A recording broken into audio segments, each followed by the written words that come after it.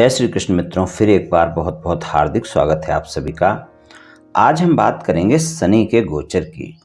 यानी शनि का जो गोचर कुंभ राशि में 29 अप्रैल को हो रहा है, जो कि 29 अप्रैल 2022 को सुबह 7:52 पर कुंभ राशि में अपना गोचर प्रारंभ करेंगे मकर राशि से निकलकर, और ये बकरी होकर 12 जुलाई 2022 को फिर से मकर राशि में अपना गोचर प्रारंभ करेंगे।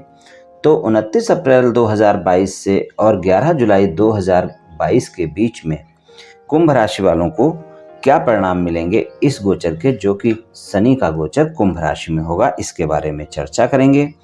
ये गोचर का राशिफल चंद्र राशि पर आधारित है, यानी मून साइन पर। जिन लोगों को अपनी राशि नहीं पता है वो लोग अपनी जन्म कुंडली में ये देख लें कि चंद्रमा उनकी किस राशि में है। जिस राशि में चंद्रमा है वही उनकी राशि है। जिनके पास जन्म कुंडली नहीं है वो अपने नाम के पहले अक्षर से अपनी नाम राशि जान सकते हैं और ये राशिफल अपनी नाम राशि से देखकर सुन सकते हैं। तो चलिए मित्रों, शुरू करते हैं। पहले थोड़ा शनि के बारे में जानते हैं। शनि जो है सबसे धीमे ग्रहों में से एक हैं। इनकी ग्रह चाल बहुत धीमी होती है और एक राशि में लगभग 2.5 वर्ष लगाते हैं शनिदेव। और ज़्यादातर लोग शनिदेव के गोचर को और शनिदेव की जो साढ़े साती होती है या शनिदेव की जो दशा होती है उसको ज़्यादातर आमतौर पर इसकी दशा के प्रभाव में लोग उदास, दुखी और तनावपूर्ण महसूस करते हैं, ऐसा ही मानते हैं लोग। लेकिन ऐसा नहीं है। इस ग्रह के परिणाम धीमे धीमे अच्छे होते हैं। हालांकि जातकों की जन्म कुंडली में शनि के स्थान पर निर्भर करता है कि अगर आपकी कुंडली में शनि किस भाव में है, किस स्थिति में है।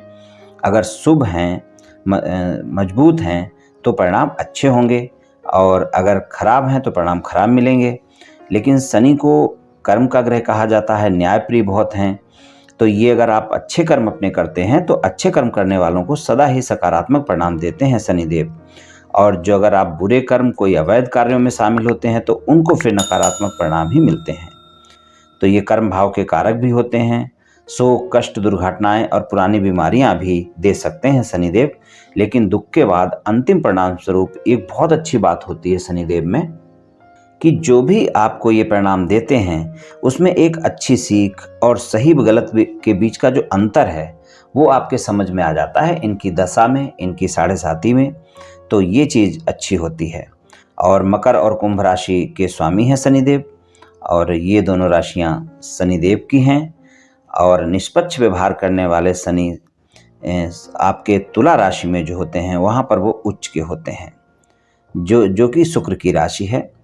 तो कुंभ राशि वालों पर शनि का गोचर का प्रभाव अप्रैल के महीने में 29 अप्रैल से जो 11 जुलाई के बीच का होगा, इसमें क्या प्रभाव पड़ेगा, क्योंकि ये आपकी राशि में ही गोचर करेंगे, प्रथम भाव में गोचर करेंगे।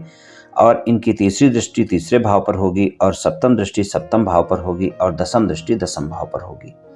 और ये शनिदेव का गोचर 29 अप्रैल से 11 जुलाई 2022 तक रहेगा। उसके बाद वो फिर से मकर राशि में जाएंगे।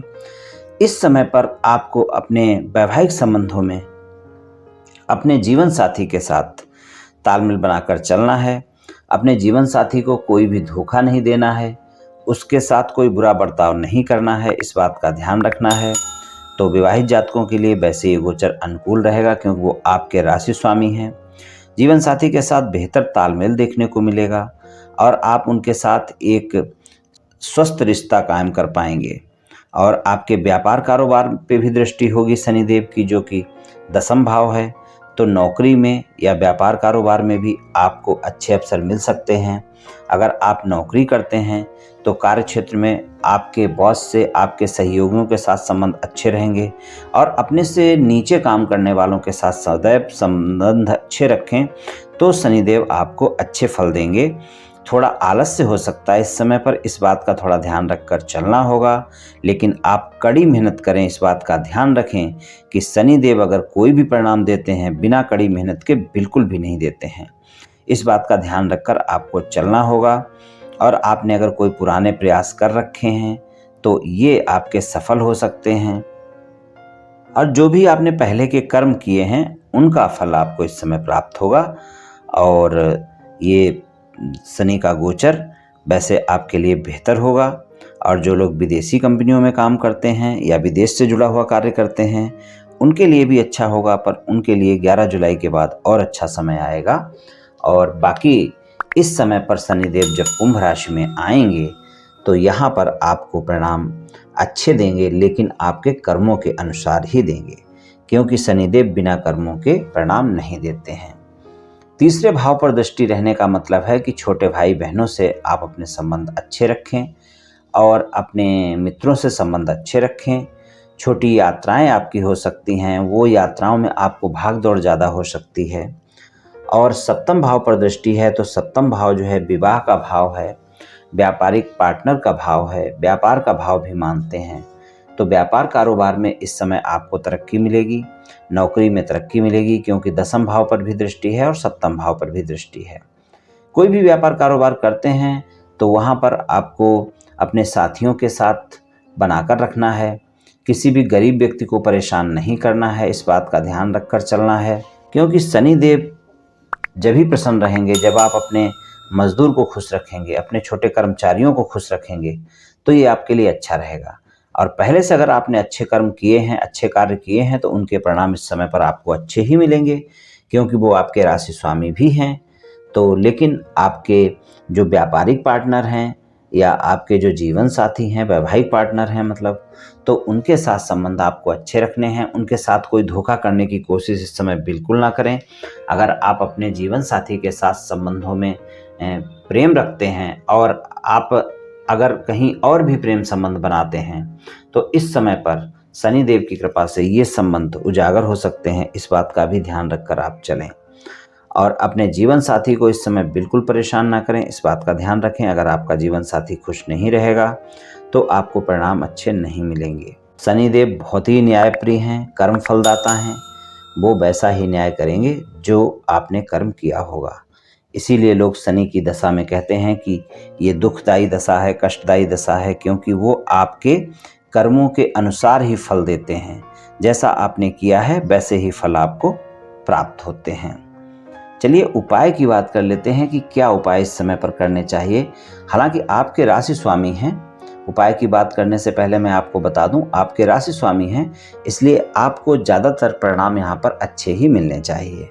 और अगर आपकी शनि की दशा अंतर्दशा चल रही है तो आपके परिणाम आपको मिलेंगे, और अगर नहीं चल रही है तो भी कुछ न कुछ प्रभाव तो देखने को मिलेगा ही शनिदेव के गोचर का। उपाय की बात करें तो शनिवार वाले दिन आप शनि भगवान की पूजा उपासना कर सकते हैं, शनि चालीसा का पाठ कर सकते हैं, और आप शनिवार वाले दिन किसी एक गरीब व्यक्ति की भी सहायता करें तो उससे आपको काफ़ी लाभ होगा।